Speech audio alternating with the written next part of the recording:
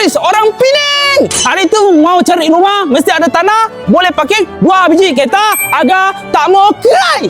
Memperkenalkan new project Courtyard Villaman by La Casa Ara. Hampa nak kiri kah, kanan kah, dua-dua, 2 biji kereta boleh masuk. Assalamualaikum, mai sini tengok. Ini rumah bukan sembarang rumah. Ini rumah memang lebar. Dia punya lebar berapa? 38 kaki. Panjangnya 50 kaki. Total square feet 1285. Memang sesuai untuk orang baru kahwin macam Bos Faris. Rumah sekarang memang nampak kosong. Kalau sudah ada barang, jadi macam ni. Macam mana nak bagi Aina makin sayang?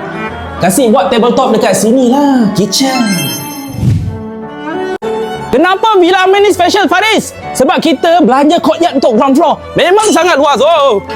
Kita siap belanja 10 feet wall. Ada awning lagi atas ni. Jadi macam ni.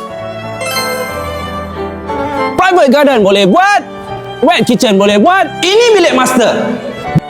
Bilik kedua. Bilik ketiga. Semua bilik boleh masuk queen size bed. Semua bilik ada tingkap.